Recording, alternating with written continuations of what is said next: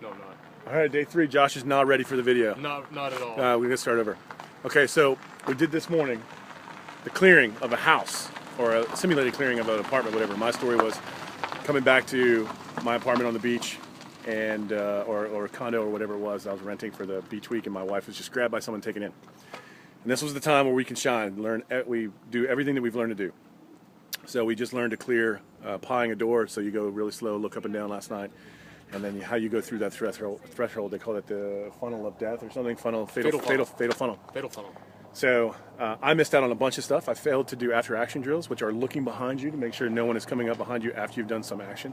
So someone could have come in after me. I failed also to, after I addressed one of my targets, actually shot a hostage guy, not the actual hostage, and I did not realize there was someone else still next to him, so I didn't continue to slice. So when I went through, he surprised me and I had to shoot him.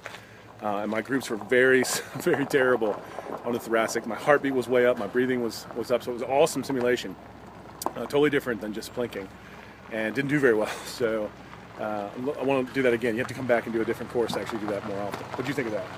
I thought it was pretty cool. I had a little different scenario than you had. I just come home from work, and right as I pulled in the driveway, some bad guys ran into the house, and I knew my wife and kids were inside, and so I had to go in and see what was going on. So I went in through the front door, cleared the front door as per protocol, swept inside. To the left was nothing. To the right was a guy in a clown mask holding a gun. He took 2 rounds to the thoracic cavity, cleared the rest of that room, went into the next room. As I was clearing that, there was another guy, and he took 2 rounds to the thoracic cavity, swept into the room. As I swept into the room, I saw a hostage taker holding a gun to my wife's head, and he took 1 round into the ocular cranial cavity and succumbed to his injuries at the scene. And that was the end of the bad guys, and I cleared out. That's the official report. Holy cow, so you did excellent. The only thing I forgot to do, I should have done a tactical reload after the first room. I forgot that as well. After the first room, I should have done a tactical reload as well. So it's so crazy. You just kind of forget. We've been taught all this, so it's not like we didn't know. Yeah, but it's crazy going into that room, though, even though it's just a drill. Like, heart's pumping, adrenaline's flowing. I was completely shocked at how vision, everything. Exactly, how much I was worked up for paper targets. Just insane. So it's going to be even worse. And then we did this the later in the morning. We basically practiced for our I guess test tomorrow.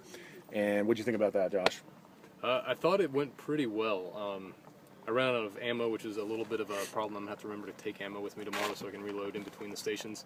But in terms of the speed loading drill that we did right at the end, yeah, I did really well with that. I was really surprised. Awesome. So, well, I know that it is very, once they started timing us, my shots just went crazy. I started shooting way too fast, just way out of whack with that. So being able to control that under pressure is the intensity. Yeah, you just have to do that because all the plinking in the world is not going to help you with that. So they're definitely focusing on that. They gave us a couple things to speed up with. One of the things is when we present our weapon, our support hands, the speed competes between the both hands. So the faster you can get with your support hand, the faster your weapon hand is going to try to compete with that and get up there.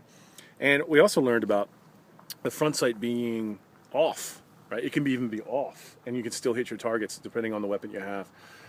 Josh has a subcompact, so I'm not sure how much off you can get, but it's okay. At that yardage, there's that conversational distance. 3 to 5 meters, I was still in. See, he was tagging it, even though the sights weren't perfect. So that's good to know that it's just addressing that. I went front sight only and didn't even look at my back sights. And you were just tagging them. And I was tagging them. That's it. Well, that's why they call it front sight, focusing on that. I have a big problem with that. Still working on that. Squeezing and gripping, I'm still having some trouble with that. Tactical reloads. Here's another thing I learned, that they're having us go through all this momentum. It's actually practice. Every time you either act like you're doing it, so even if you're not, you're going to move your hands and articulate the things just because it's going to help you learn tactical reloads, for instance. I'm treating every tactical reload as if I have to do it for timed, even presenting the weapon. So everything matters. Really loving it so far. Loved it this morning. That was probably my favorite part so far. Yeah, this morning was putting together everything that we've done in the last 2 days. Yeah, fantastic. So tomorrow is going to be the test. I don't think we have to go through that for the test, but yeah, I don't think we're doing the house thing again. Yeah, that's too bad. So that was awesome. Really enjoying that. It's actually warmed up today. Josh is very warm. Woo! No more chilly.